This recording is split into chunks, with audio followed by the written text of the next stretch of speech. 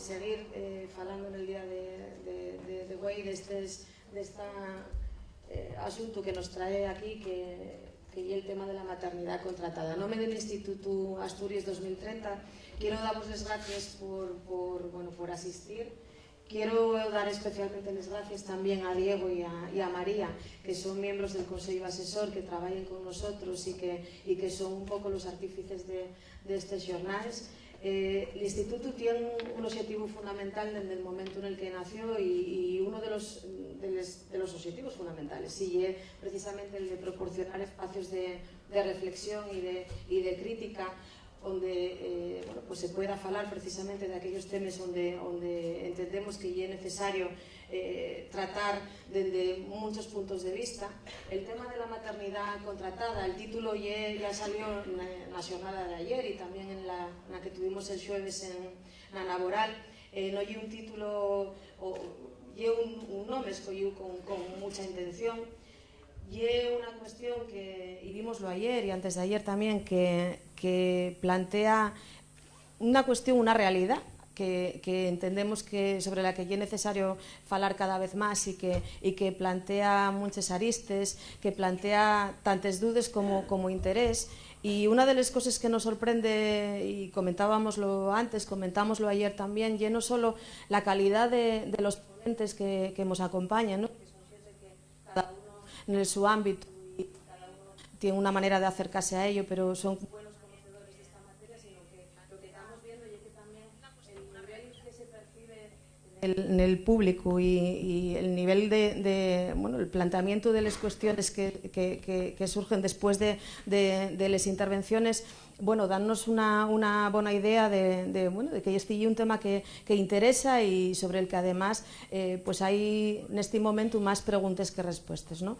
Y sin más, porque tampoco ya tenemos gana de seguir falando de este tema, voy a desearos ya con Diego Álvarez, que va a moderar esta mesa, que bajo el título Entre el derecho a procrear y el turismo reproductivo, ¿debe legalizarse la gestación, sustitución? Pues va a llevarnos de Manuel Atienza y María Martín. Y sin más, deseos con ellos. Gracias.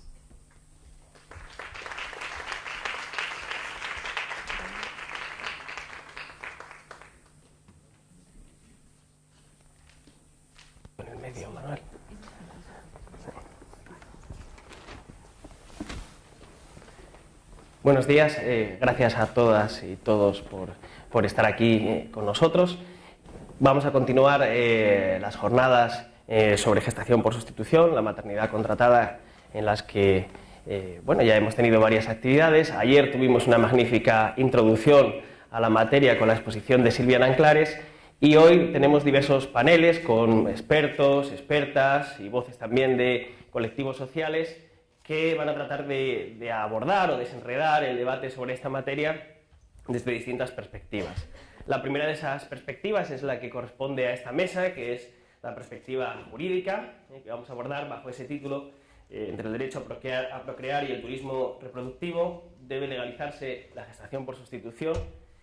Bueno, el debate jurídico sobre la maternidad subrogada es un debate que, como punto de partida, tal vez deberíamos tomar lo que dice nuestro ordenamiento sobre la materia.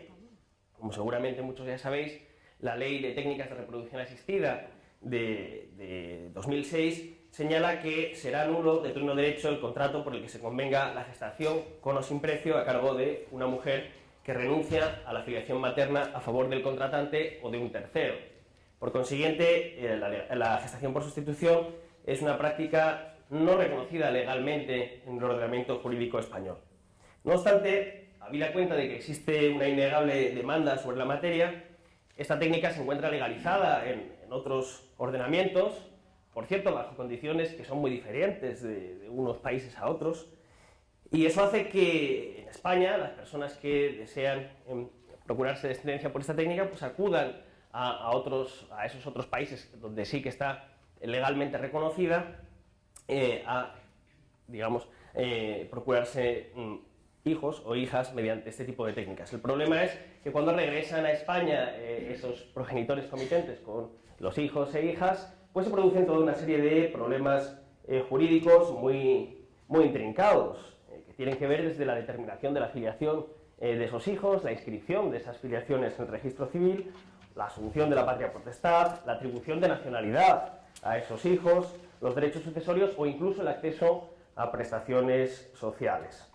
En consecuencia, la gestación por sustitución se ha convertido indudablemente en un objeto de debate público y también de debate jurídico en nuestra sociedad desde una doble perspectiva. De una parte, la perspectiva más general de si debe legalizarse o no plenamente esa práctica en nuestro ordenamiento, y desde otro punto de vista también desde la perspectiva práctica del problema que se plantea ya en relación con esos hijos e hijas nacidos de la gestación por sustitución, que de hecho o de facto ya se encuentran en nuestro territorio, pero que plantean esa situación, esas relaciones familiares no reconocidas legalmente, pues plantean también un problema práctico actualmente en nuestro ordenamiento. En la disputa sobre esta materia, desde luego, se confrontan posturas bastante enconadas, a favor o en contra de unas u otras opciones, entremezclándose consideraciones pues, desde perspectivas muy diversas, desde la perspectiva ética, política, social y, por supuesto, también jurídica. Así, la gestación por sustitución se defiende apelando a diversos argumentos: la autonomía y la libertad de decisión de las mujeres para decidir su propio cuerpo, sin la injerencia de prohibiciones legales antiliberales y paternalistas, ¿no? Podríamos resumir esto en el eslogan aquel de nosotras parimos, nosotras decidimos lo que hacemos con nuestro cuerpo.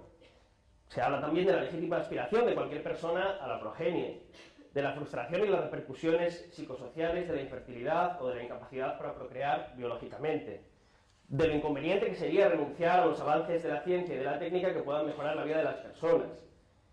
Se habla también, se denuncian los prejuicios morales e ideológicos contra el progreso científico y las nuevas formas de familia, y se habla también incluso de un real o supuesto derecho a procrear y a formar una familia, en conexión con la reivindicación del libre desarrollo de la personalidad.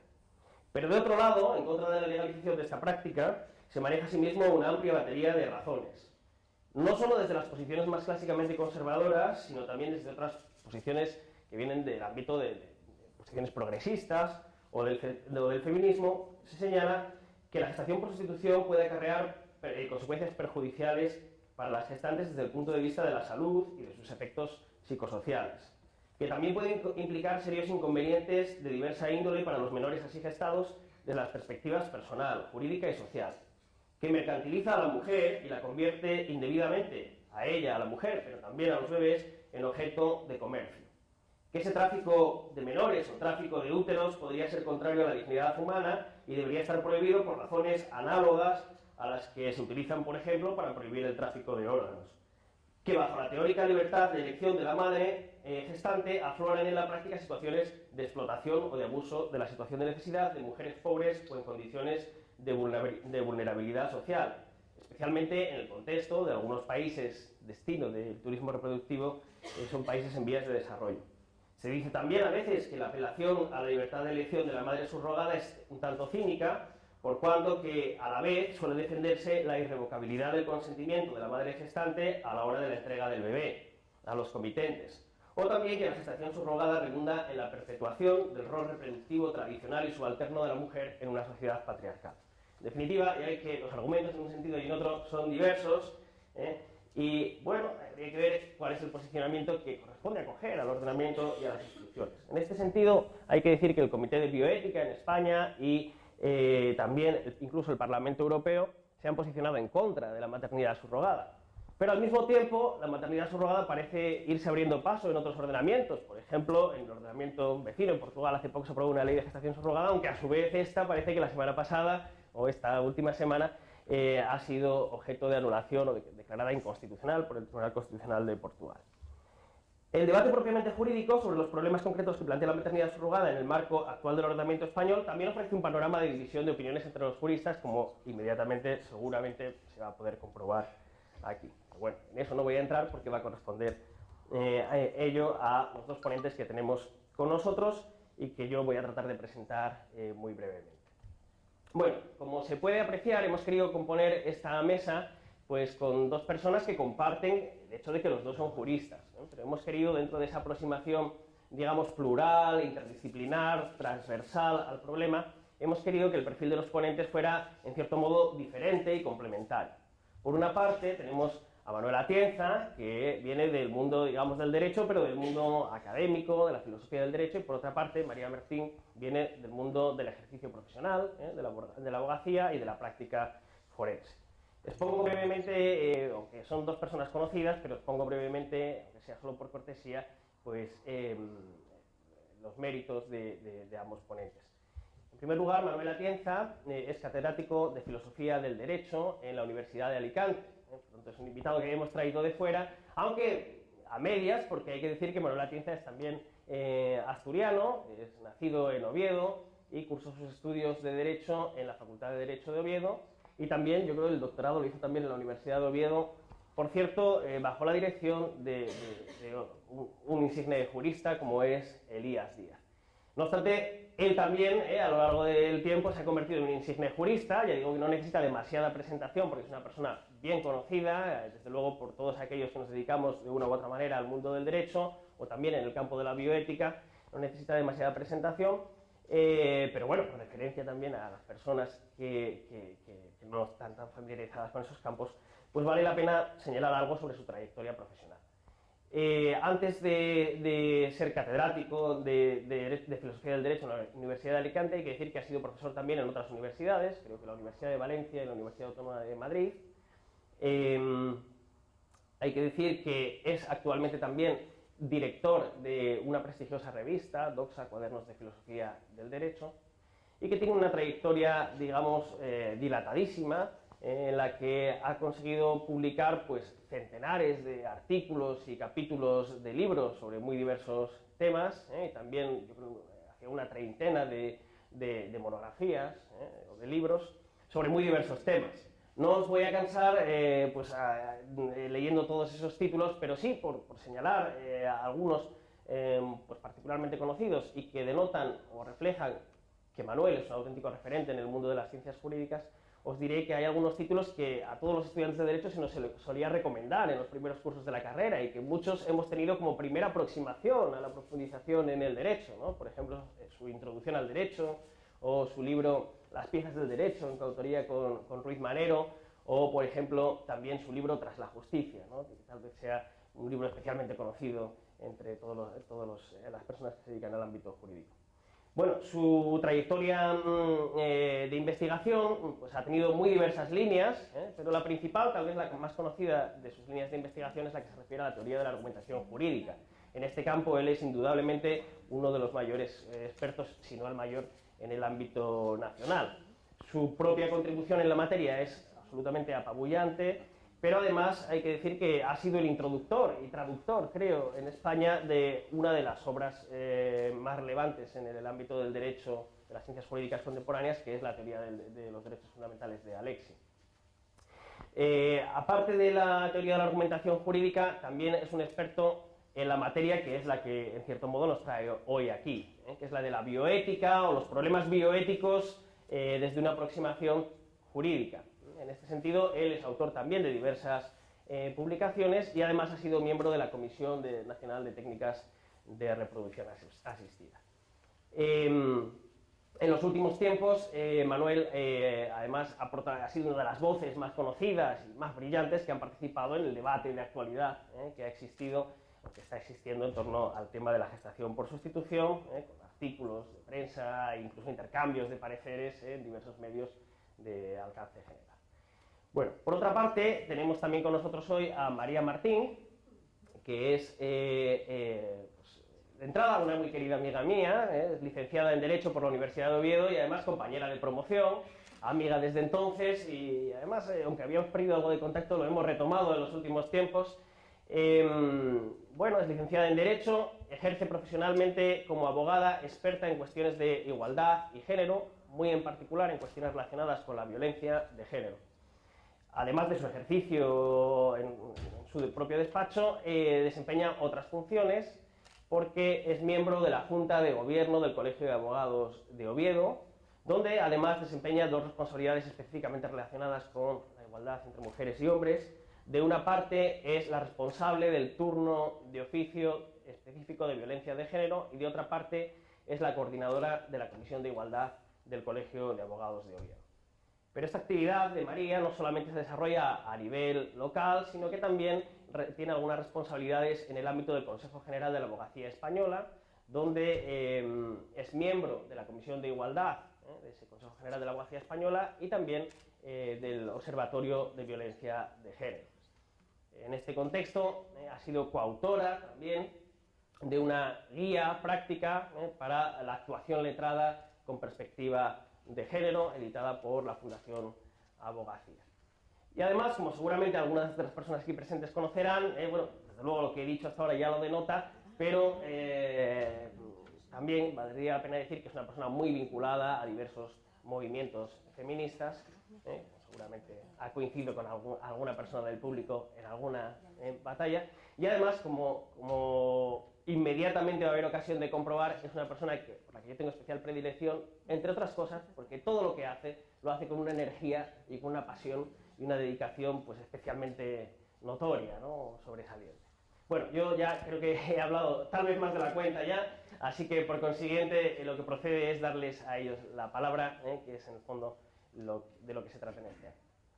Manuel, por favor. Muchas gracias por la invitación y muy buenos días a todos. La cuestión de la maternidad subrogada, o hemos visto es una denominación, la maternidad contratada, hasta el título, cómo designar a ese fenómeno, se ha vuelto controvertido. Y creo que es una polémica muy peculiar, porque es una de esas polémicas...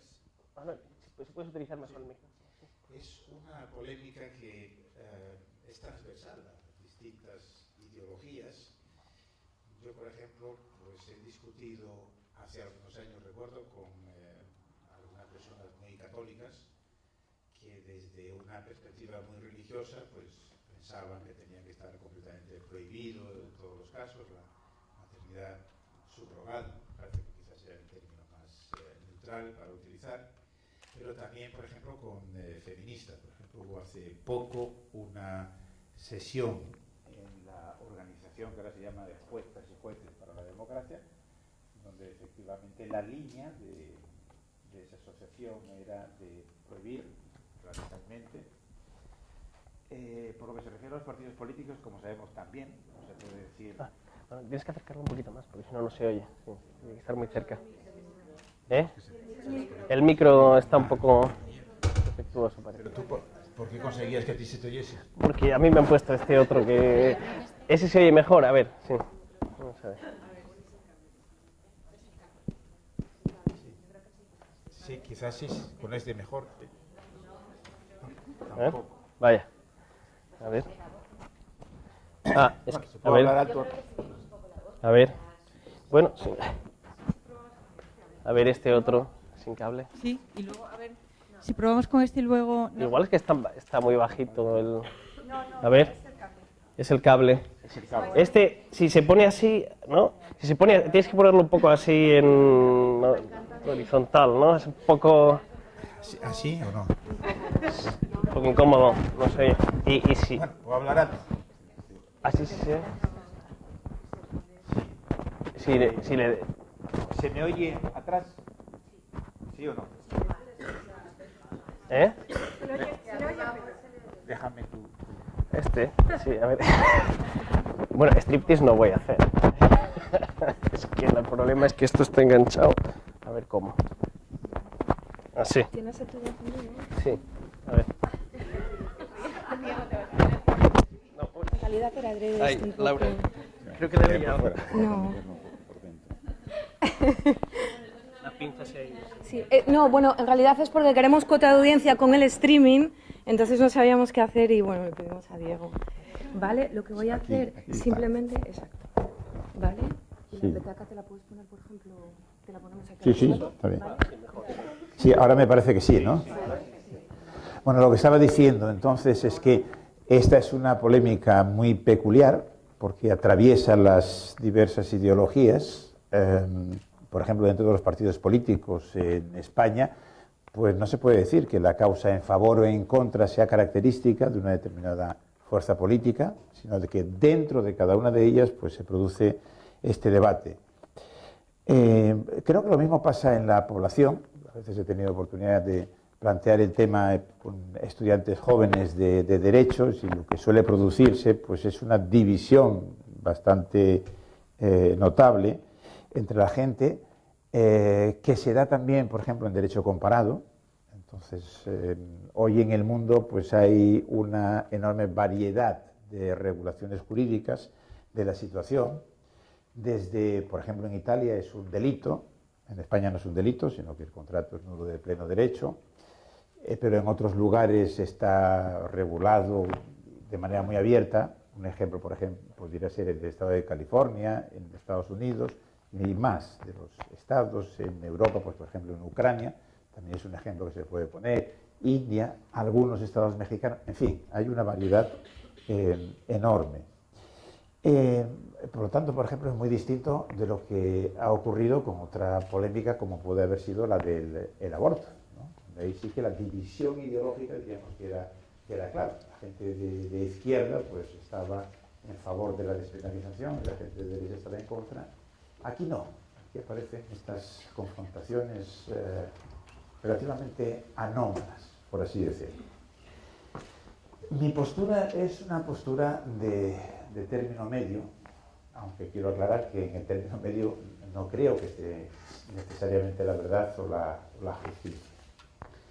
Es de término medio porque yo estoy en contra de quienes piensan que la maternidad subrogada es una práctica que necesariamente va en contra de la dignidad.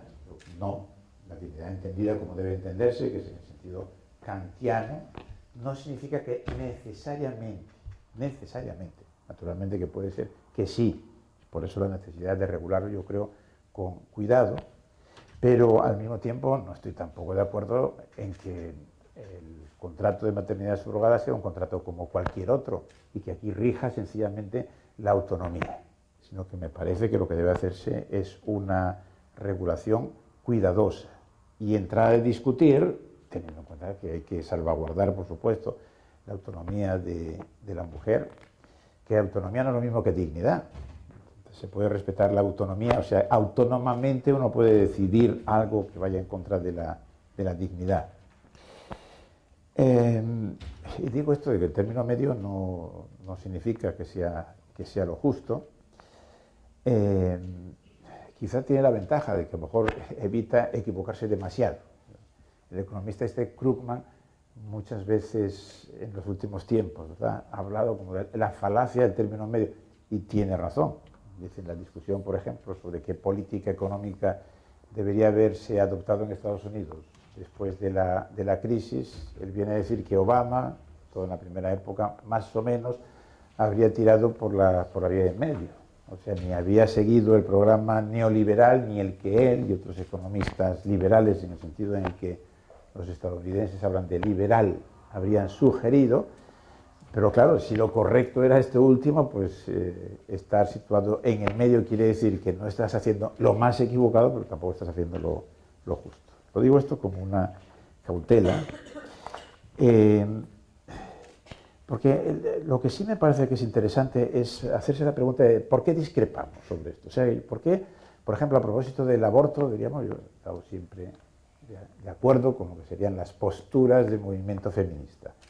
En esto no, tampoco con todas, porque a veces también hay un cierto tipo de feminismo que considera algo así como que el verdadero feminismo defiende tal postura, que en este caso sería la prohibición completa. No es así. El feminismo es un movimiento muy complejo y yo creo que también dentro del feminismo se produce esta división. Digo, ¿por qué entonces discrepamos? Como antes decía, no debe ser únicamente por razones ideológicas, por lo menos tal y como usualmente lo entendemos. O sea, que la contraposición izquierda-derecha aquí no parece funcionar. Ni tampoco la contraposición laicos-religiosos. La cuestión sorprendente es que en esto las feministas, digamos, más radicales resulta que coinciden también con los más radicales de los católicos. Una posible explicación podría ser pues el temor al cambio. Estamos en un momento complejo de la evolución, diríamos, del Homo sapiens, ¿no? nos venimos reproduciendo durante miles y miles de años de una determinada forma. Los cambios tecnológicos, efectivamente, son cambios verdaderamente cualitativos, ¿no? Como a veces se dice, naturalmente no somos el producto de ningún diseño inteligente, sino somos el producto de la evolución, pero es bastante probable que en el futuro quienes nos poscedan, digamos, sí que vayan a ser el resultado del diseño inteligente como consecuencia de las ingenierías genéticas, etcétera, etcétera. Entonces, este cambio verdaderamente muy grande, civilizatorio o anticivilizatorio, si se quiere, que estamos conociendo, pues produce una cierta desorientación. Pero claro, tampoco sería una buena explicación decir que quienes sienten este temor o aversión al cambio, entonces están por la prohibición, diríamos, de esta práctica, y los más abiertos al cambio no. Parece que esto no resultaría aceptable. Creo que puede ser que haya también en todo esto, ¿no? Estoy tratando de hacer una pregunta, ¿no? de por qué discrepamos. Algo que tenga que ver con las dificultades que supone el que uno toma una determinada posición respecto de un debate y luego resulta muy difícil cambiarla. A quienes estudian esto de las técnicas de negociación normalmente suelen dar el consejo, ¿no? De no precipitarse en adoptar una determinada postura, porque luego uno tiende a hacerla más rígida y hay dificultades, diríamos, para cambiarse, ¿no? Me parece que con esto, bueno, es una explicación en parte psicológica, creo que con esto también podría tener que ver el que la manera de pensar de mucha gente me parece que es aproximadamente la siguiente. Se pregunta, yo haría tal cosa. Por ejemplo, una mujer puede preguntarse, yo estaría dispuesta a participar en un contrato de ese tipo, y diría, no, yo no estaría dispuesto.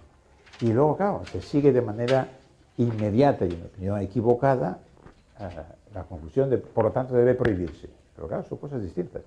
Yo hay muchísimas cosas que nunca haré y que no me parecen bien, pero una cosa es esa y otra es pensar que yo tenga razón como para prohibírsela a gente que quisieran hacerlo. O sea que dificultades, creo, psicológicas podría haberlas también aquí.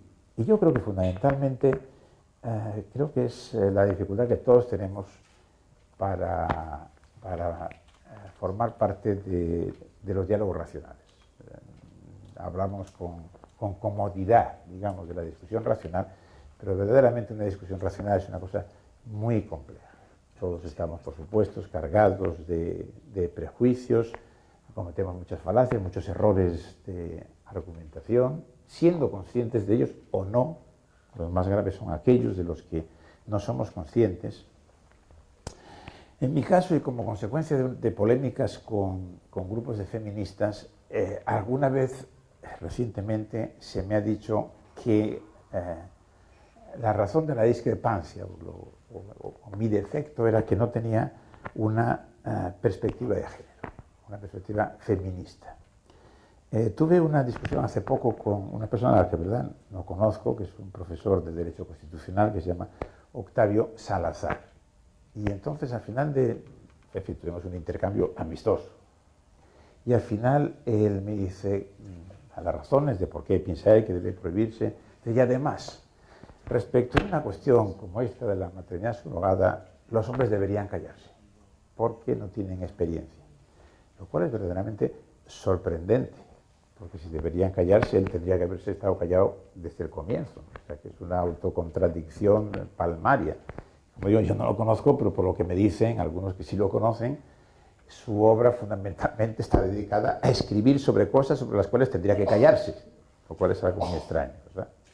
Pero si uno piensa el fondo de la cuestión, porque este es un argumento que a veces se maneja, es un error verdaderamente, yo diría, tremendo, porque imaginemos que fuésemos coherentes y entonces que cada uno, digamos, tuviese únicamente que hablar, cada grupo social, de aquello que forma parte de su experiencia. O sea que las mujeres, solamente ellas podrían hablar de cuestiones como pueda ser esta, pero claramente sobre las cuestiones de la vejez habría que decir que solamente los ancianos son los que tendrían que hablar, y de la juventud también, porque uno ha dejado de ser joven, y entonces, pues, ¿qué va a decir uno sobre cómo tienen que comportarse los jóvenes, cómo tratarlos, o algo así, o los inmigrantes, o los enfermos, o los profesores de universidad, etcétera, etcétera? Quiero decir que el error es verdaderamente profundo, y yo creo que eso sí que va en contra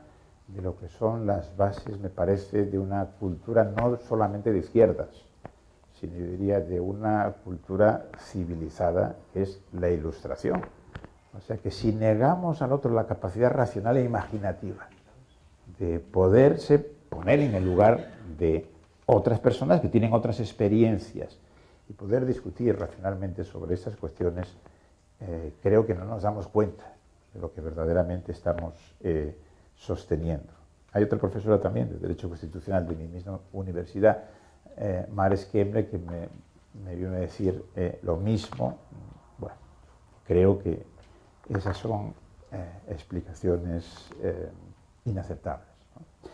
Si tengo todavía, porque no quiero... Sí, si me dejan 5 minutos, porque voy a hacer simplemente, a propósito de esas jornadas sobre maternidad subrogada que tuvieron lugar en Madrid, en la reunión de juezas y jueces para la democracia,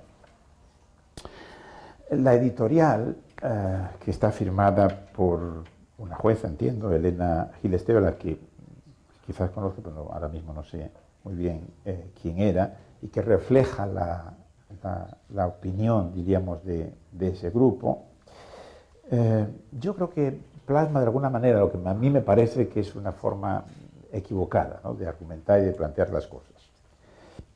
Voy rápidamente. He seleccionado una serie, diríamos, de frases, ¿no?, del texto, y el conjunto creo que refleja su argumentación. Empieza diciendo: debemos partir de que tener hijos no es un derecho humano, es un deseo legítimo y natural. Y yo diría, y tiene toda la razón, naturalmente que no es un derecho humano. La propuesta esta de la proposición de ley de Ciudadanos, que se llama además así, derecho a la maternidad subrogada, esto es una ideología, yo diría, insoportable. Tendría que llamarse regulación de la maternidad subrogada. Un derecho no es un derecho en el sentido estricto de lo que se entiende por tener un derecho. Recordemos lo que Dworkin, que utiliza una metáfora atractiva, y yo creo que efectivamente nos permite entender. Tener un derecho, decir, es como tener un triunfo en el juego de cartas, o sea, tener la razón más fuerte, y que por lo tanto tendría que doblegar a las otras. Pues no, efectivamente es un deseo, no es un derecho en sentido estricto. O sea que en eso, yo diría, tiene toda la razón. Luego, sigue diciendo: puede que los medios para satisfacerlo ofrezcan dudas de carácter ético. Pues puede ser.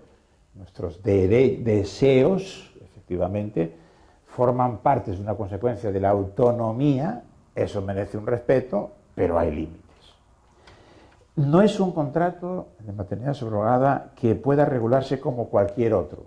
Totalmente cierto, en mi opinión. No es un contrato como cualquier otro. Hay peculiaridades que efectivamente hacen que no podamos regularlo sencillamente como si se tratase, pues, de alguno de los contratos que usualmente hacemos en nuestras vidas cotidianas. Tercera de las afirmaciones. Dice: la única proposición de ley que existe hasta ahora, existe de Ciudadanos, prevé inscribir la filiación como natural y que no quede rastro alguno de que ese bebé se compró o regaló.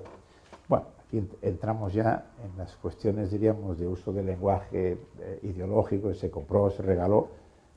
Pues si hablamos, por ejemplo, de la adopción, uno habla de otra manera, que esto no es que lo comprase, lo que regalase, sino que participó, diríamos, en un tipo de práctica, pero por lo demás, naturalmente, yo no veo ninguna razón por la que haya que ocultar cuál fue la realidad. O sea que en esto también diría que tiene razón. Cuarta, entonces es un poco como las premisas para llegar a la conclusión. La conclusión es: debemos prohibirla de manera radical. La maternidad subrogada en sí misma no tendría por qué implicar explotación, pero en un mundo capitalista todo se convierte en mercadería.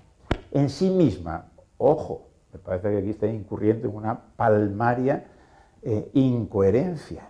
Esto es lo que yo sostengo, que en sí misma no implica explotación, no implica trato indigno, en sí misma, no necesariamente.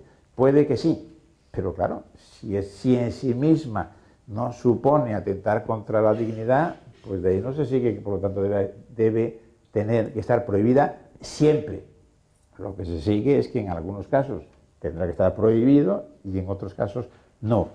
Pero dice, claro, pero en un mundo capitalista todo se convierte en mercadería. Bueno, si fuese así, y no digo que algo de razón pueda tener, pero según esto tendríamos que extender esto, digamos, urbi et orbe.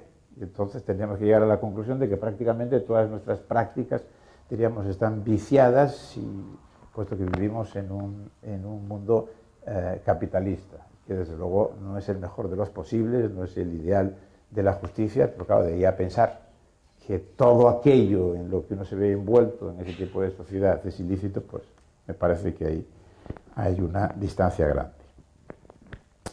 En la maternidad subrogada, quinto, quizá porque solo afecta a la mitad de la población de forma llamativa, ya no se da ese consenso, o sea, el consenso de que no puede haber la venta de órganos. Bueno, claro, está presuponiendo que es una cuestión meramente mercantil, como hay que regularla, pero yo diría, pero no necesariamente tiene que ser así. O sea, que pensar que debería legalizarse en algunos casos la maternidad subrogada no quiere decir dejarlo sin más en el mercado.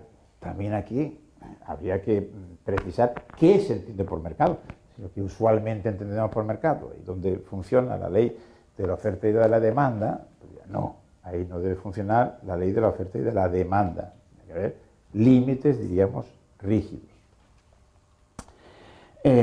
Sexto de los párrafos, eso que tenía seleccionado. Además, si partimos de la base de haber aceptado que la filiación viene determinada por el parto, entonces, claro, si lo hubiésemos aceptado, sí, pero esto es una falacia que es la petición de principio, ¿no? Si hubiésemos aceptado desde el comienzo que ya tiene razón, entonces tiene razón, claro. Lo que hay que ponerse a discutir es eso, si la manera de establecer la filiación es esta, la que hoy por hoy existe, por ejemplo, en el derecho español, o si debiéramos cambiarla. 7. En el momento el niño o niña se separa del cuerpo de la madre, se convierte en un ser humano, con su propia individual, por lo que no se puede disponer de su cuerpo, ni a cambio de un precio. Pues naturalmente que no, pero eso no lo supone nadie. Los más partidarios de la maternidad subrogada no piensan que el niño deje de tener derechos porque haya nacido, diríamos, de esa manera. O sea que aquí ya, en lugar de argumentos, pues lo que estamos es, creo yo, con pura ideología, ¿no? Hasta ahora siempre hemos dado por supuesto, sigue diciendo, que el tráfico de seres humanos es ilícito, pero cuando se trata de vientres de alquiler, sus defensores pretenden que la libertad prevalezca sobre las demás cuestiones en juego.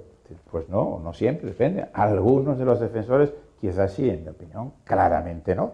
Como decía, entonces lo que hay que ver es qué límites está justificado poner al deseo de que una persona o una pareja quiera tener un niño por esos procedimientos. 9. No podemos aceptar ninguna regulación que implique la cosificación y la mercantilización del cuerpo de las mujeres. Efectivamente, pero lo que hay que ver es si efectivamente lo implica o no lo implica. Y tal y como había dicho en una de las premisas, no lo implica necesariamente. Yo creo que probablemente si hubiese revisado lo que había escrito, cambiaría, ¿verdad?, uno de esos aspectos de la argumentación. Y de todo eso, acabo ya, y de todo eso llega a la conclusión asombrosa, porque no se sigue, claro, de las premisas de que, por tanto, la única regulación posible es la prohibición total. Pues no, sencillamente de esas premisas no se sigue la conclusión, ¿no? Entonces hay como una mezcla, yo diría, de algunas afirmaciones que naturalmente son ciertas, con exageraciones, con falta de precisiones, y con una idea preconcebida, pero diríamos, esto es lo que hay que discutir. Yo creo que la madre del asunto, la madre del cordero, realmente está en el tema de la dignidad. O sea, si afecta necesariamente contra la dignidad. Yo creo que claramente no. Y muchas veces, incluso los filósofos, se les olvida de lo que realmente decía Kant a propósito de la segunda formación del imperativo categórico. Lo que dice es que no se puede tratar ser racional, decía Kant, únicamente como un instrumento. O sea, Kant no decía que no nos podamos tratar como instrumentos, cosa que hacemos a cada rato. Lo que decía es que no se puede tratar a otro ser racional solo como un instrumento. A mí me parece que esta es la cuestión de fondo más importante, y disculpas por el exceso de tiempo consumido.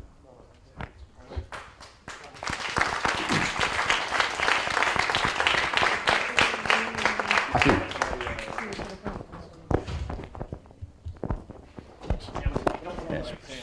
Sí. Ana, ¿me puedes pasar el por favor? Sí, gracias.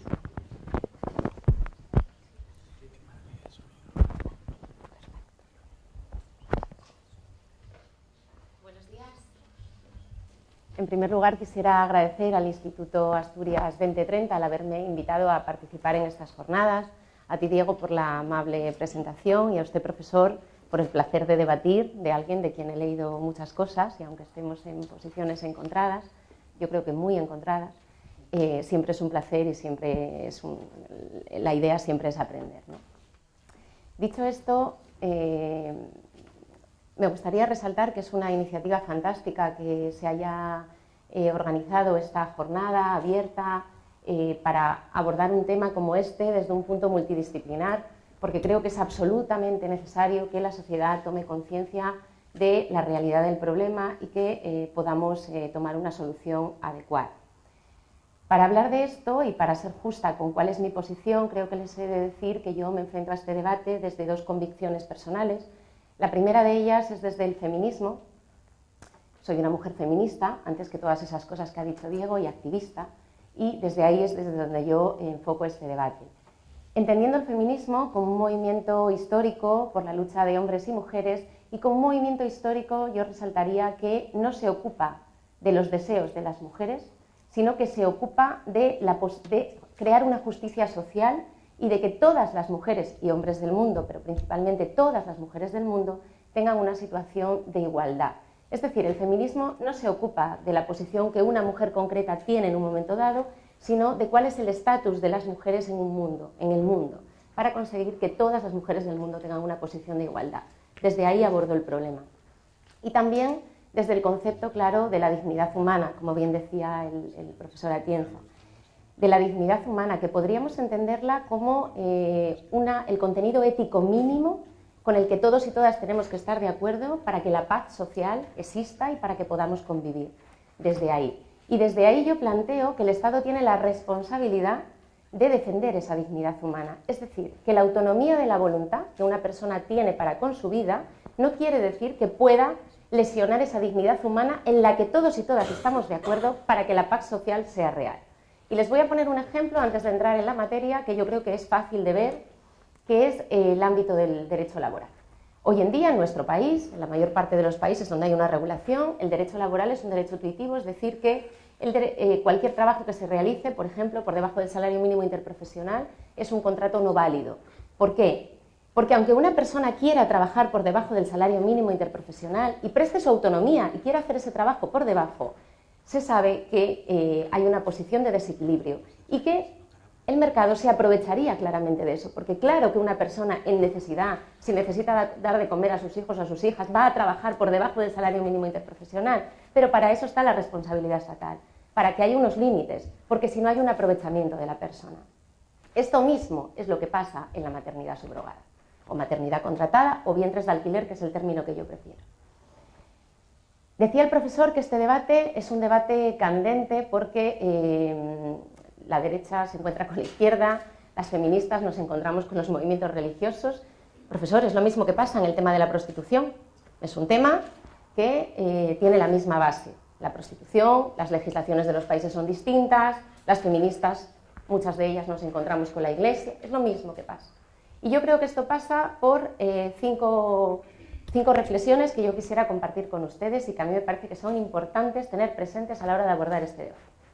La primera cuestión, ¿por qué estamos aquí sentadas hoy debatiendo de esto? ¿Por qué los partidos políticos están teniendo estas posiciones? ¿Por qué es un debate social? ¿Por qué es un debate social que está en la agenda política y en la agenda política feminista? Pues yo les diría, por los mercados. Porque hay una lógica del mercado, porque se está sometiendo el cuerpo de las mujeres a la lógica del mercado. No podemos plantear este debate desde, bueno, quizás se pueda regular desde una posición altruista, desde esa madre que decide gestar el hijo de su propia hija que tras un cáncer ha quedado imposibilitada para la maternidad. Y que entonces es uno de los casos o de los ejemplos que todo el mundo casi puede hasta entender, ¿no? Ese movimiento altruista no es el que genera el debate. Ese movimiento altruista tendría una resolución posiblemente entre las partes, sin que no tendrían capacidad esas personas afectadas de manera individual para llevar el debate al lugar donde está. El debate está ahí porque el mercado se ha dado cuenta de que el cuerpo de las mujeres puede incluirse dentro del mercado y que puede generar unos beneficios. Y por eso estamos debatiendo de esto. Porque todo se puede comprar y vender en esta sociedad. Porque se nos ha transmitido la idea de que todo se puede comprar y vender. Y que además, en una sociedad de consumo, cuanto más consumimos, más felices somos. Y ahora podemos consumir el tener un hijo, aunque no podamos, físicamente, aunque tengamos problemas. Y eso supone partir de la lógica del mercado y someter el cuerpo de las mujeres a esa lógica del mercado.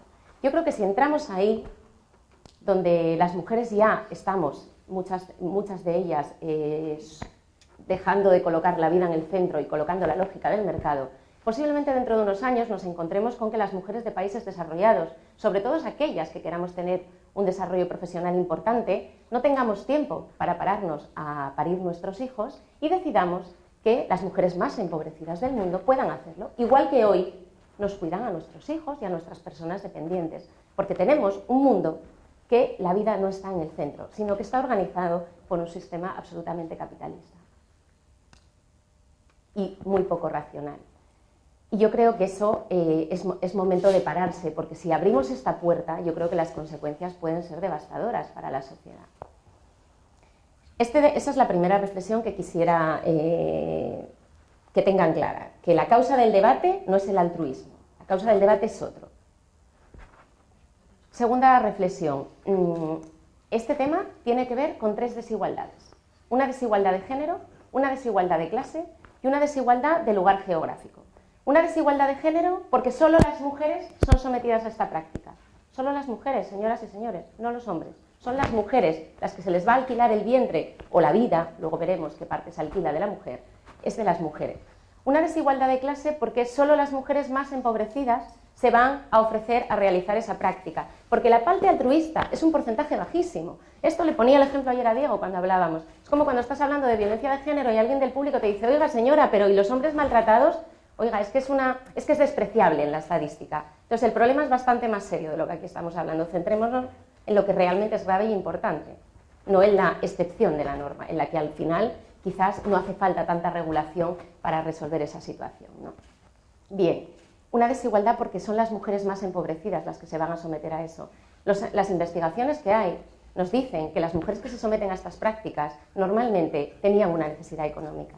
Y una desigualdad del lugar del planeta porque posiblemente las mujeres de los países en vías de desarrollo, en situaciones más duras, son aquellas que se van a someter a estas prácticas. Les invito a ustedes, aquellos que ya no lo hayan hecho, a que puedan entrar en Google y puedan ver los diferentes artículos y los diferentes estudios de periodismo de investigación que hablan de las fábricas de mujeres en India y de las condiciones que tienen las mujeres en los países de desarrollo en esas fábricas donde se están generando niñas y niños. Y recordemos que los niños y las niñas no se crean, sino que se procrean desde la dignidad y desde otro lugar. La situación de las mujeres que tienen situación de pobreza, de vulnerabilidad, es absolutamente terrible. Y luego enlazaré con una cuestión que es la que más me preocupa a mí, que tiene que ver un poco con esta situación. Pero por seguir un orden, avanzo con la tercera reflexión.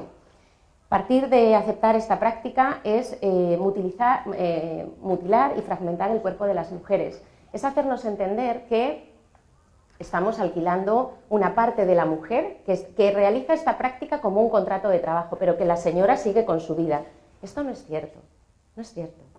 Cualquiera que ha pasado por un embarazo sabe que el embarazo es un proceso que te cambia la vida, que te cambia a ti, que durante el tiempo que estás embarazada, no estás embarazada como quien hace un trabajo 8 horas y luego te vas a tu casa y continúas. Esto no es así. Es algo que te afecta psíquicamente y te afecta de muchas maneras. Y por lo tanto, para permitir esa práctica tienes que alquilar la vida de una mujer. Tienes que llegar a concebir que eso es posible. Y yo creo que eso es una verdadera barbaridad como sociedad si llegamos a permitir que eso pase de esta forma, ¿no? En base a un argumento que para mí es tan débil como que esa mujer ha prestado su consentimiento y es autónoma para hacerlo. Pues no, no es autónoma, porque eso está en contra de la dignidad que como mujeres y como hombres deberíamos de estar en contra y de defender que eso no sea posible. Otra reflexión es que esta práctica, yo no oigo a nadie dentro de la práctica y menos a los defensores resaltar cuáles son las consecuencias graves que esta práctica tiene para la salud de las mujeres. No oigo a nadie relacionar toda la fertilidad y todos los tratamientos que se realizan con el cáncer de ovarios, que por cierto es uno de los cánceres más silenciosos y agresivos para las mujeres. Es decir, que esta práctica, las mujeres que a ella se sometan, tienen unas graves consecuencias para su salud. Y eso está ahí. La quinta reflexión es que en España a día de hoy esto no está permitido. No está permitido, como bien ha dicho Diego, porque no se permite y porque parte de la norma de reproducción asistida, el artículo 1271 del Código Civil nos dice que hay cosas que están fuera del comercio de los hombres. Yo me alegro de vivir en una sociedad en la que haya cosas que estén fuera del comercio de los hombres. Y el cuerpo de las mujeres está fuera del comercio de los hombres. No se puede comerciar para las mujeres, con las mujeres, ni para fines de explotación sexual, debate de la prostitución, ni para fines de procreación, como lo que aquí nos ocupa. Por estos motivos yo creo que hay que estar en contra de esta situación. Luego, sin embargo, es cierto que hay problemas legales y que no me gustaría acabar mi intervención sin hacer una pequeña reflexión sobre estos problemas legales. Problemas legales como los que nos planteaba Diego, claro. Las personas que lo realizan, porque en un mundo globalizado que en tu país no esté permitido, no quiere decir que tú no tengas acceso a irte a otro lugar y hacerlo, sobre todo si estamos hablando de personas que tienen recursos económicos y que además han decidido que van a dar legitimidad a su deseo y que, como todo se puede comprar y vender, pues vamos a proceder a ¿dónde está esto regulado? ¿Dónde puedo yo adquirir esta práctica? Pues la gente va y lo hace y luego pretenden venir a España con sus hijos e hijas y evidentemente, bueno, pues hay unos menores ahí en esa situación. Y entonces la gente que está a favor de la regulación nos dice, oye, ¿qué hacemos con estos niños? Bueno, en España esa práctica se ha resuelto, yo creo que de una manera, a mi modo de ver, bastante razonable. Hay una sentencia del Tribunal Supremo del 6 de febrero del 2014 que unos señores que vinieron, creo que venían de California, no recuerdo exactamente de dónde, de Valencia, y inscribieron a sus hijos. La Dirección General de Registro y el Notariado aceptó esa inscripción, el Ministerio Fiscal dijo que esto iba contra el orden público español, el orden público, y que por lo tanto había que anular esa inscripción. El Juzgado de Instancia dio la razón, la Audiencia Provincial dio la razón y el Tribunal Supremo dio la razón, y se anuló esa inscripción. ¿Qué pasaba con esos menores? Bueno, el Tribunal Supremo dijo, no pasa nada, que el Ministerio Fiscal inste las medidas oportunas para proteger a esos menores. ¿Qué podrían ser dos? En el caso de que el padre hubiese hecho aportación de material genético, hacer una reclamación de la paternidad, dado que la paternidad de los padres se prueba así en el sistema español, y luego la madre podría haber adoptado a esos niños. En el caso de que los padres el padre no hubiese aportado material genético, posiblemente se hubiera podido ir a una adopción. Es decir, que hay regulación suficiente como para que ese problema se pueda regular en los casos en los que pase. Es cierto que hay un caso en Italia, en el que, creo que fue en Italia, en el que pasó esto y el Estado italiano lo que hizo fue dar ese niño a otra familia en adopción. ¿Por qué? Porque en ese caso no había material genético del padre, digamos, que había hecho esa contratación en un país externo. Y entonces a ese niño se lo dieron a una tercera familia. Y el Tribunal Europeo de Derechos Humanos lo que dijo es muy mal para Italia, porque han vulnerado el artículo 8 de la Convención de los Derechos del Niño, porque claro, este niño ya tenía un arraigo con esa familia, que aunque no hubiera un material genético, pues ahí había un arraigo, ¿no? Bien, el Tribunal Español no ha hecho eso, el Tribunal Español ha hecho otra cosa bastante más garantista, yo creo. O sea que hay capacidad en nuestra norma, sin hacer ninguna regulación, para solucionar estos problemas que vamos a tener que afrontar como juristas y como sociedad, que son aquellos niños que, fruto de esta maternidad contratada en otros países del mundo, lleguen a España. Hay regulación para poder hacerlo. A mí me preocupa una cosa, me preocupa que si en España se regula, yo he estado escuchando voces en las que plantean que como las personas acuden a los países más empobrecidos a realizar estas prácticas por una cuestión muy sencilla, porque al final si yo decido ejercitar un derecho tomo esa decisión. Yo a lo mejor soy una persona con una moral y con una ética muy alta y digo, no, yo lo voy a hacer en mi país, aunque me cueste mucho más caro, aunque los contratos sean mucho más duros, y a lo mejor hago eso. Pero habrá muchas otras personas que digan, bueno, yo voy a ir a un país donde realmente me garantice que esto va a ir bien y donde además, como no tengo tanto dinero, sea un poco más barato, que es lo que al final pasa. La gente va a otros lugares del mundo.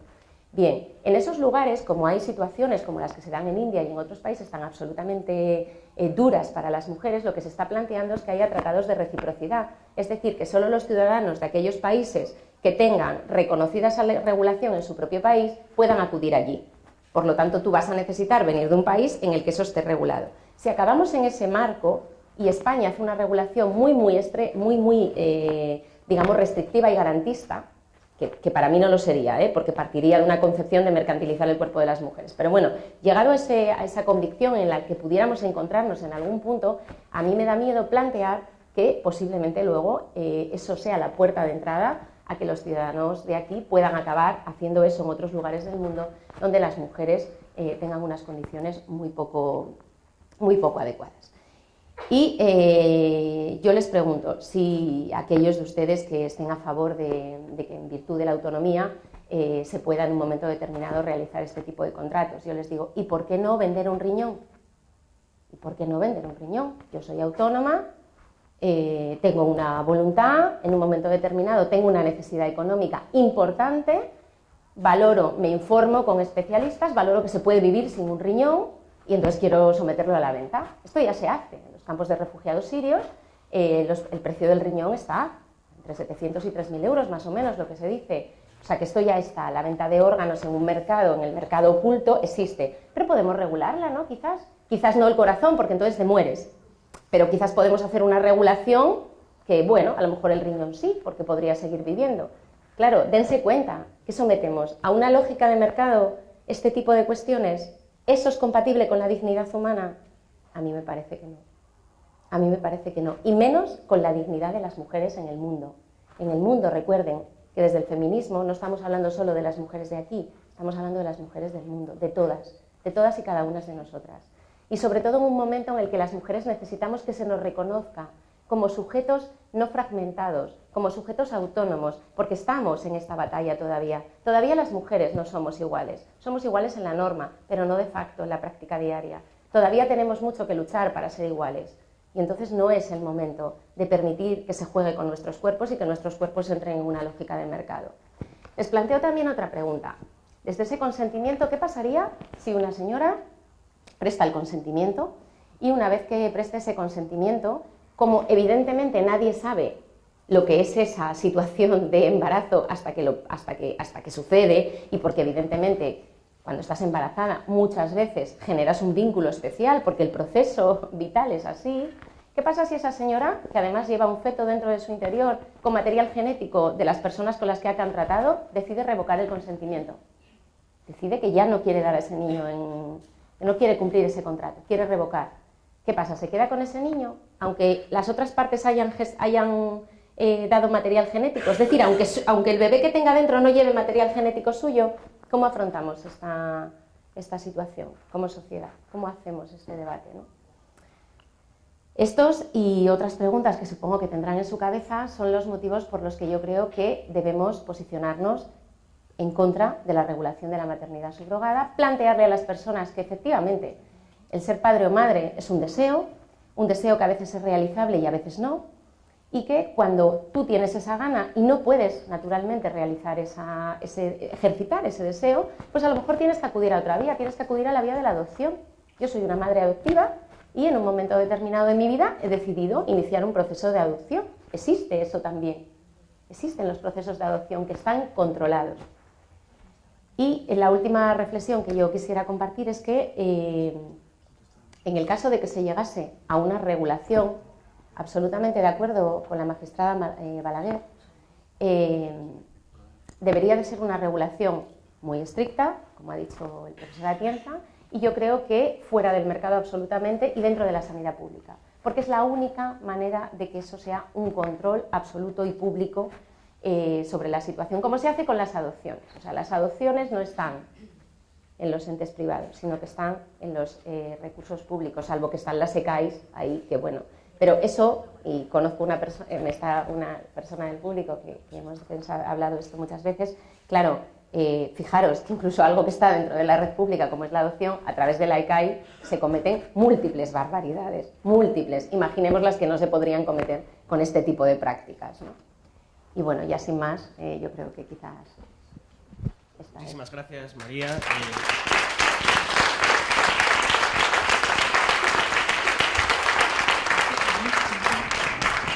Muchas gracias a los dos por vuestras muy brillantes y muy sugerentes intervenciones.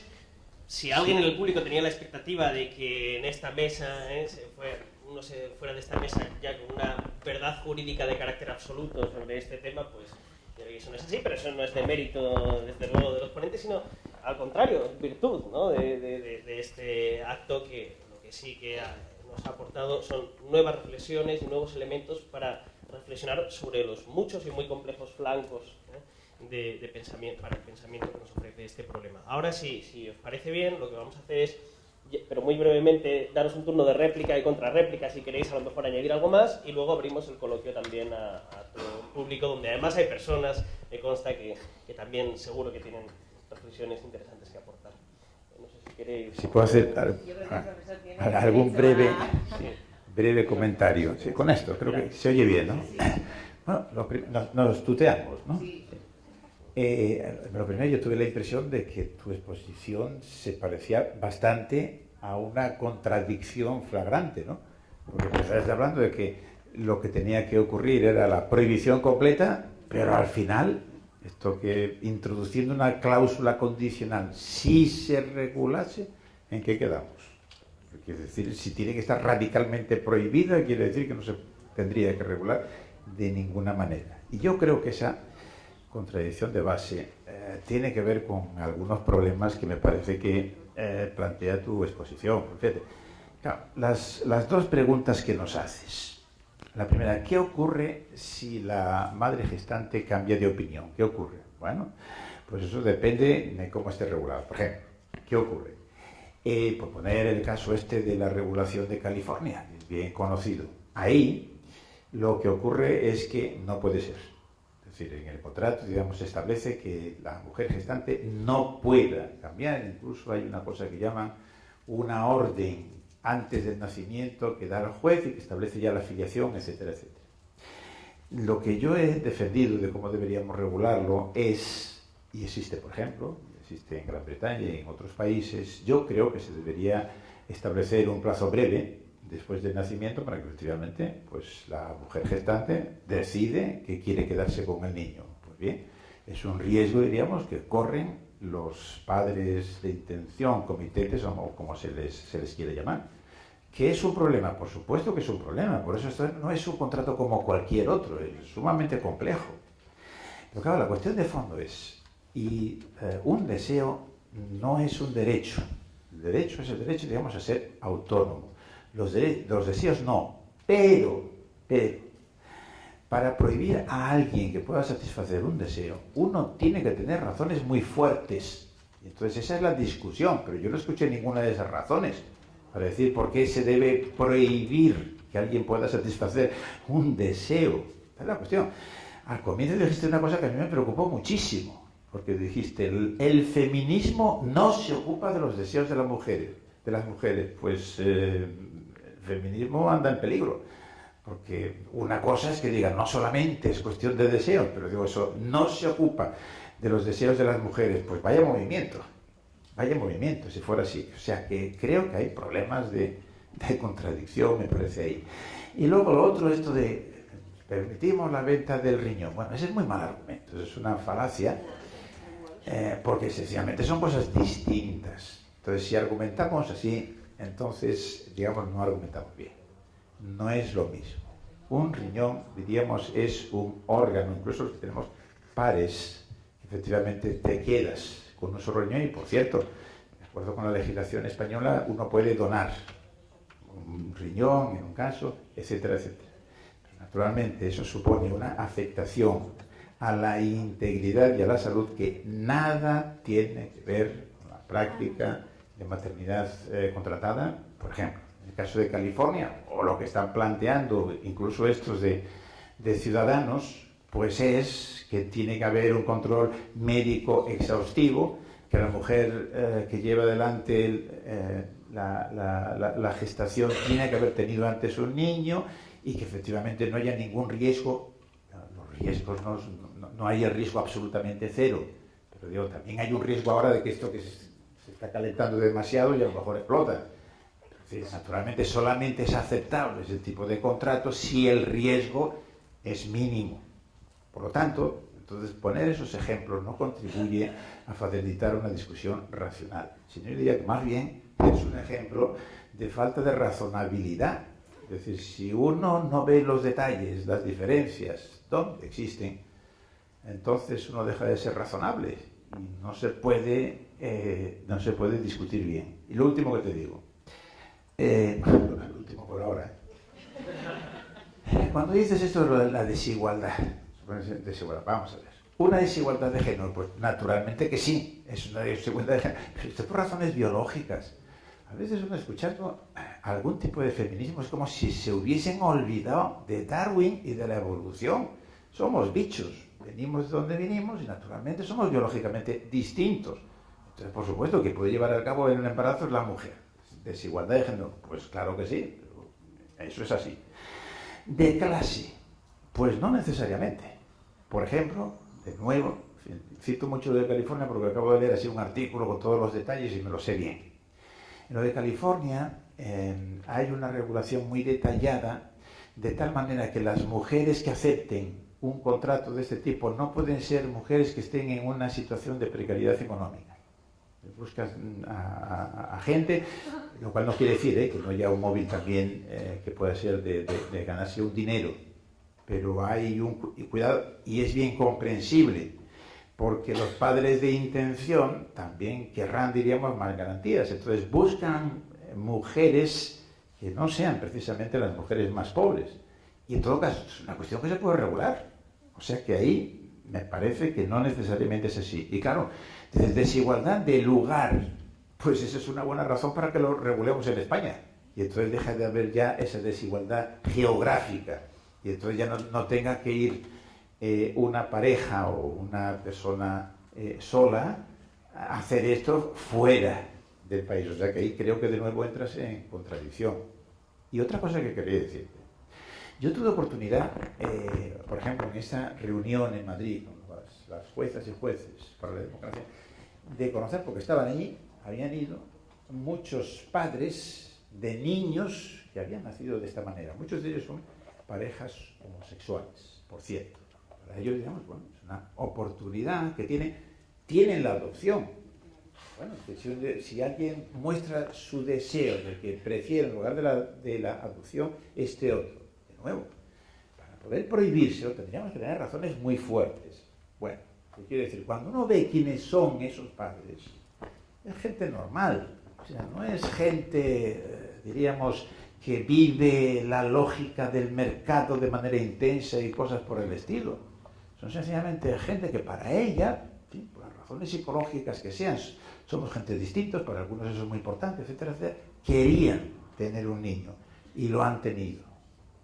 Entonces yo creo que eso, me acuerdo también que se produjo en un momento determinado una mujer que había tenido un niño de esa manera y decía que ella tenía muy buenas relaciones con la madre gestante, etcétera, etcétera. Se produjo como un momento de impasse porque las feministas presentes no querían aceptar eso, que podía ocurrir y que tenía muy buenas relaciones con la madre gestante y que la madre gestante seguía también viendo al bebé, etcétera, etcétera.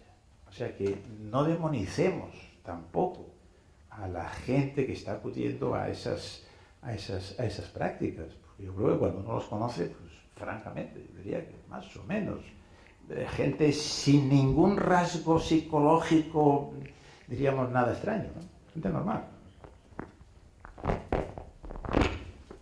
No dudo que sean gente normal, simplemente es gente que quiere dar cabida a un deseo a costa de lo que sea. No diría yo que es gente distinta, ni muchísimo menos.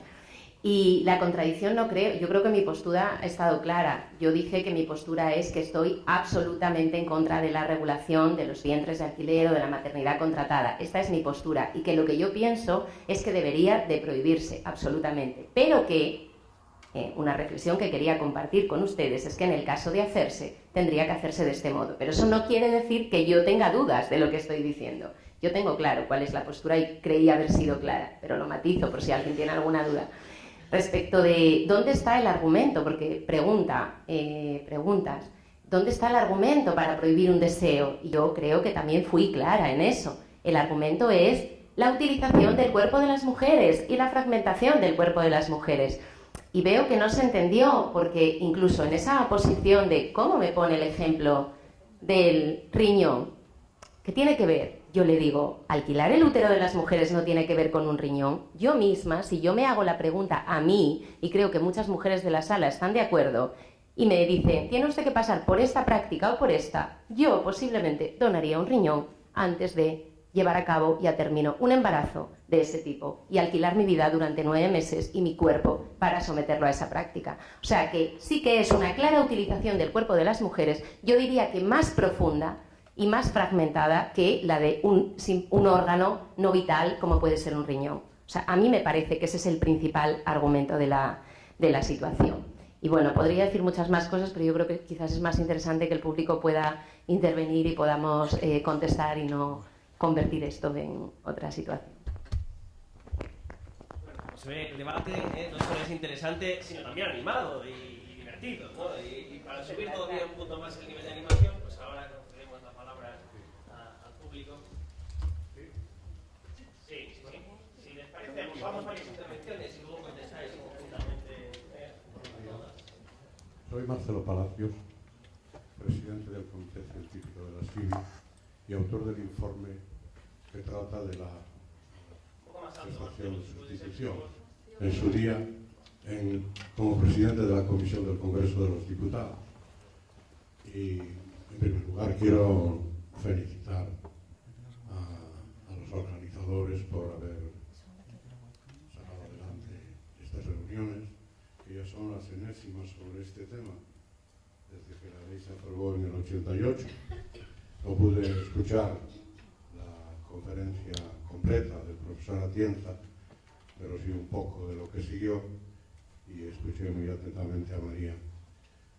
Me voy a ir con una preocupación muy grande, porque he oído decir que la dignidad es su mínimo ético.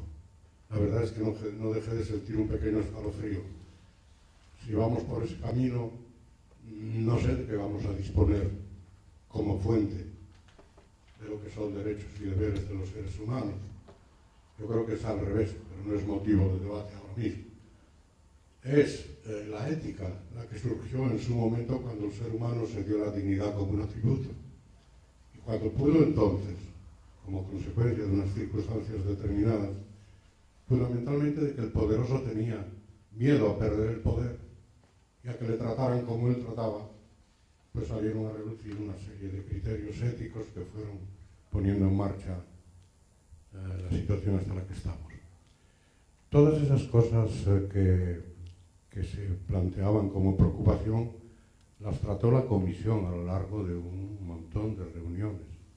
Era una comisión plural donde cada grupo político presentó a quienes quiso y se dio para ser miembro de dicha comisión, y se dio la magnífica coincidencia de que muchas personas fueron propuestas por distintos grupos políticos, con lo cual se ponía de manifiesto lo que yo pretendí como presidente de la comisión, que allí estuvieran las personas que pudieran hablar sinceramente de algo que para nosotros todavía era desconocido y sobre lo que había que deliberar con cierto conocimiento de causa, ¿verdad? Mientras vosotros habláis, generalmente el asunto se centra sobre la mujer gestante y fundamentalmente después en su llegada a nuestro país sobre el niño. Y entonces nos olvidamos de la mujer gestante de esos países de por ahí. Nosotros valoramos al menos 10 cuestiones que se podían oponer a la autorización de la gestación de sustitución. Algunas se han citado aquí. Claro, la más llamativa es que la madre pueda renunciar o pueda querer quedarse con el hijo. Y en ese caso, aun cuando las legislaciones en general manifiestan que los derechos de familia no son comerciables, pues sí, ciertamente hablamos de amor entrañable generalmente solo de la madre. Y yo creo que es una derivación de haber tenido al niño en las entrañas. Del padre no se dice en general que tiene un amor entrañable por los hijos. Pero hay muchas cosas más con independencia de eso. Al menos hay 5 o 6 posibilidades de hacer la gestación de sustitución por medios técnicos. Todo es natural, excepto la técnica. Pero complicaciones hay mucho más de 6. ¿Qué ocurre después? Si miramos hacia atrás, millones y millones de mujeres dieron a luz en el mundo. Y no todas lo hicieron bien. No lo hicieron bien en el momento, es decir, no fue un buen parto en el momento, y además siguió teniendo complicaciones toda su vida. Y una de las cuestiones que nosotros nos planteamos es, ¿debemos acabar el asunto aquí? Si más se autoriza, nos autoriza, y no pensamos más en lo que le ocurra a esa mujer. Es decir, si tiene una flegmasía albadones, una enfermedad muy frecuente, un proceso muy frecuente después de los partos, que le durará toda la vida. Y si tiene una varicosis o una trombosis concreta. Y si tiene una eclampsia. ¿Quién se hace cargo de eso después? ¿Va a ir eso en el contrato? Es decir, en el contrato estableceremos, aunque sea privado, porque eso la tiene, estableceremos, no, yo me comprometo a esto, cedo el niño, recibo esto, y yo que soy, digamos, el solicitante o la pareja solicitante, me comprometo que a lo largo de toda tu vida, todos los elementos que puedan ser derivados de este parto, que tengan consecuencias económicas, no se cargarán a la seguridad social de ese país, sino aquí. ¿Es posible el contrato? Es posible, claro. Por ejemplo, un multimillonario podría hacerlo. Ah, sí. En fin, hay un sinfín de cuestiones que no deben de tomarse, de plantearse, pues, no digo a la ligera, pero bueno, intentando decir, pues yo estamos al corriente de todas las cosas. Hay muchas cuestiones implicadas y si tuviéramos en algún momento más tiempo, como ya hemos hecho en otras ocasiones, aquí fuera de aquí, pues las iríamos desmenuzando una a una. Yo creo que hoy, a ver, en aquella comisión, y termino, y muchas gracias por su generosidad, en aquella comisión todos y todas aprobaron el informe, que luego fueron también tan generosos que le dieron mi nombre. Todos. Hubo una sola excepción, que fue el profesor Barry, al respecto de este asunto. Hoy, después de tantos años, yo estaría dispuesto a hacer una excepción, una sola, en aquellos casos en que, siendo la mujer portadora de enfermedades mitocondriales muy graves, como hemos visto recientemente en la prensa, quizá pueda contribuir al hecho de que los niños nazcan sin esas graves neuropatías mitocondriales. Muchas gracias. Lamentablemente vamos muy justos de tiempo, entonces tal vez quepa alguna intervención más, si puede ser con mucha brevedad y también breve respuesta final. Hay 2 palabras, ¿vale?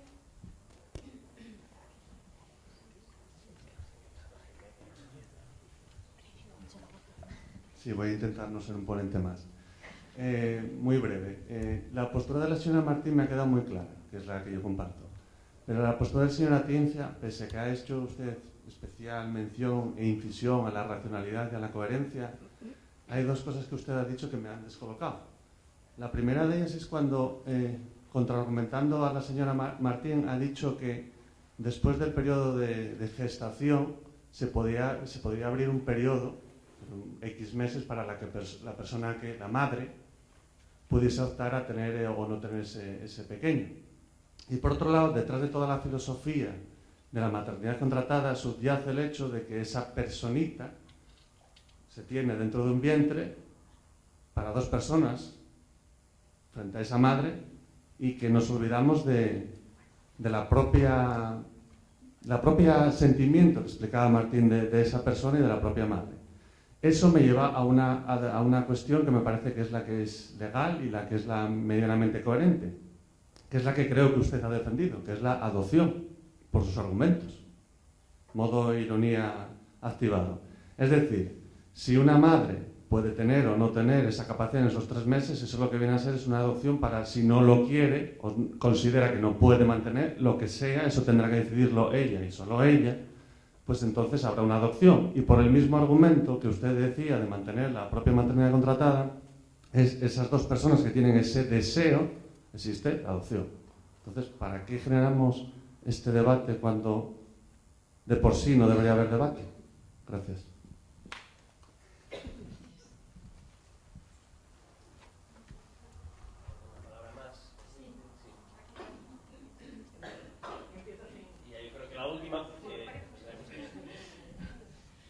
Bueno, yo sigo con las mismas dudas que tenía antes de entrar y escucharos el interesante tema.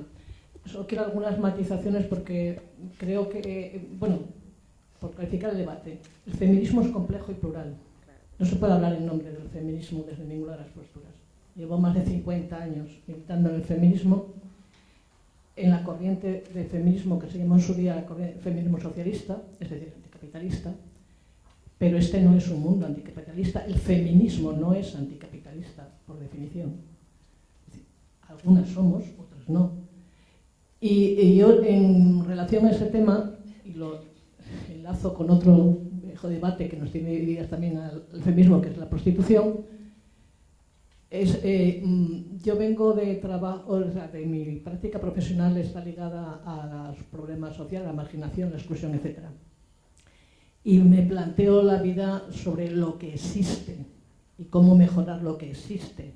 Y el problema es que hoy existe, cuando estabas planteando por qué se genera este debate, porque existe, porque hoy hay la capacidad.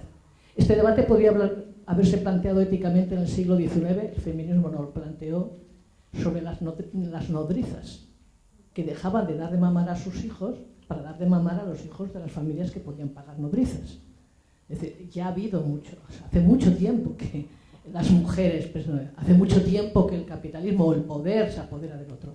Y yo, cuando el poder se apodera, tiene la capacidad de apoderarse de otros, mi tendencia es a exigir controles públicos, estatales, o sea, yo no consigo empatía con los padres gestantes. Creo que desde que aprendimos la genética y la ley de Mendel, todo el mundo ahora de repente es muy importante la genética, la paternidad nunca ha sido una reflexión de la genética. O sea, es decir, Roma, y mira que el derecho pater familias, no sé qué, adoptaba hijos adultos. Porque es cuando te gusta, dice, este me gusta, va a ser mi hijo, aquel no me gusta, ya no lo es. Es decir, que la paternidad es porque se sabe que se puede, es por lo que de repente se quiere un hijo genético. Pero no nos olvidemos que la adopción ha sido mucho tiempo padres ricos que pueden comprar hijos de pobres, ¿eh? Padres que en países ricos pueden comprar niños de países pobres. Y eso tampoco nos ha preocupado mucho regularlo hasta ahora que ha aparecido un elemento nuevo. Digo, en nuestro debate feminista, si la adopción está muy bien, bueno, según y cómo, según a quién, según con qué controles, según cómo se proponga. Es decir, lo mismo que esto. Entonces yo vuelvo a un tema que me parece, que me cuestiona del feminismo. Es nuestra vocación, que además surge cada vez con más fuerza, de que nuestras opiniones y nuestras propuestas sean la ley. Yo que llevo, o sea, los que hemos nacido en la dictadura y nos hemos opuesto durante toda nuestra vida a que las opiniones y las creencias, los valores sean la ley, nos resulta siempre un poco incómodo esa seguridad en que mi valoración moral tiene que ser la ley. Las leyes tienen que ser fruto de un pacto ético colectivo. Y nosotras y nosotros, los que opinamos o nos cuestiona o nos inquieta o nos sacude el tema de la maternidad subrogada o de los vientres de alquiler, tenemos que hacer un debate social, conseguir extender nuestra posición, pero no desde esta aportación. A mí, lo digo con la prostitución, lo digo con la droga, lo digo no sé qué, las prohibiciones por mis valores me inquietan.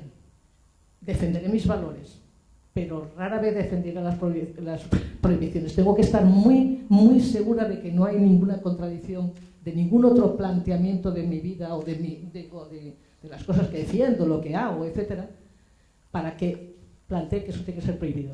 Y si no tiene que estar prohibido, para mí la mejor manera de controlarlo es regularlo, con estrictísimos controles públicos, porque eso es la única manera de defender a los más débiles. Porque, y me gusta tu ejemplo, la regulación colectiva, es decir, los derechos de negociación colectiva se han acabado en la última legislación y no hay precisamente millones de personas en la calle, aunque los trabajadores hayan en estos 10 años solo crecido un 0,5% de sus posiciones y los ejecutivos un 38%, y hay una diferencia de 1 a 92 en la escala salarial. Esto está ocurriendo porque se ha desregulado el mercado laboral. Mejor regulamos. Muchas gracias. Aunque las reflexiones del público merecerían una consideración más detenida, por razones de tiempo y respeto a los ponentes siguientes, hay que contestar telegráficamente.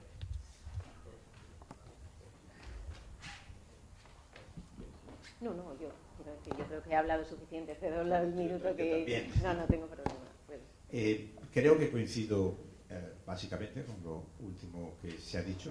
Efectivamente hay que regularlo con controles y es una cuestión complicada. Parece que a veces se simplifica demasiado por un lado y por otro. Yo no creo que haya ninguna incoherencia. Y no se trata de meses o años de esperar, sino está pasando quizás 2 semanas después del nacimiento. Creo que también es un tema a discutir. Es decir, hay las dos cosas en la regulación, pero no se trata también un poco de ningún esencialismo, si llamamos adopción o no. Creo que sabemos de qué estamos hablando, que es algo distinto a lo que llamamos adopción. El problema es si el deseo de mucha gente, no se sabe muy bien, pero según dice la quizás 1 millón de casos al año, ¿no? Que utilizan estas prácticas.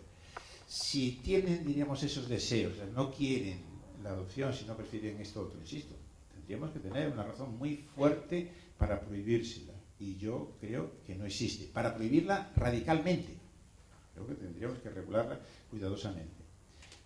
Marcelo Palacio, yo creo que en España efectivamente tenemos desde el 88 pues una de las leyes más liberales y progresistas en Europa, y me parece que esto ha estado muy bien. Claro, cuando se hablaba de la comisión, yo a veces me confundía porque no sabía si se estaba refiriendo a esta comisión del Comité de Bioética última. No, ya me di cuenta que no, porque en esa comisión que se propuso la prohibición universal, incluso una especie de petición urbi et orbi para que todo el mundo lo prohibiese. Yo creo que esa es claramente equivocada.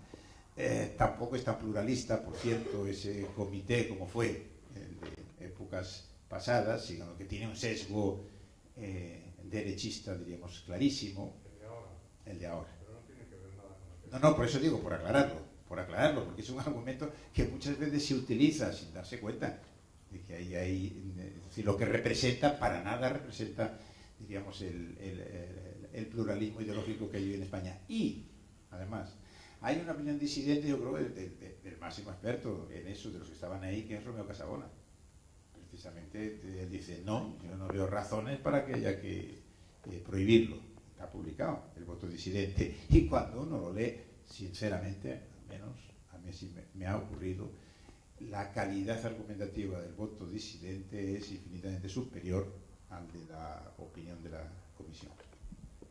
No quiero decir, creo que simplemente decir que en ningún momento creí haber dicho, y lo aclaro por si así se ha podido interpretar, que el feminismo dice, yo dije que yo abordo esta cuestión para mí desde una convicción de lo que es el feminismo como un movimiento que se ocupa un poco de la situación de las mujeres en el mundo y del estatus que las mujeres tienen en el mundo, no de una mujer individual, ¿no? O sea que evidentemente este es un debate complejo y hay muchas posturas dentro del feminismo que caben discutir, cómo lo hacemos en la prostitución. O sea, eso es es evidente. Una pequeña aclaración, si me permite. Sí. El informe deja abierto, el informe del 88, deja abierta la posibilidad, puesto que claro, no podemos extrapolar los pensamientos de ahora a los del 88, en una situación completamente distinta, con una migración del campo a la ciudad, donde se pueden ser, como diría yo, peces muy fáciles de cazar para todas estas técnicas, aquellas mujeres que no tienen ningún medio económico y que sobre las cuales se ejerce además una ascendencia intelectual. Más breve, porque es que ya tiene que empezar la charla siguiente, entonces, muy breve, por favor.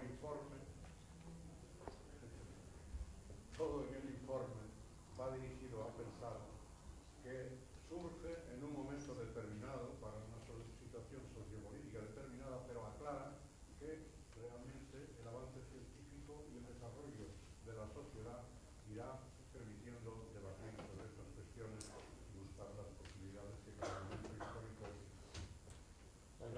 Muchas gracias al... Creo que queda claro, yo creo, la idea. Muchas gracias al público y a los ponentes y pues, a continuación será la ponencia a cargo de Beatriz Jimeno y Manuel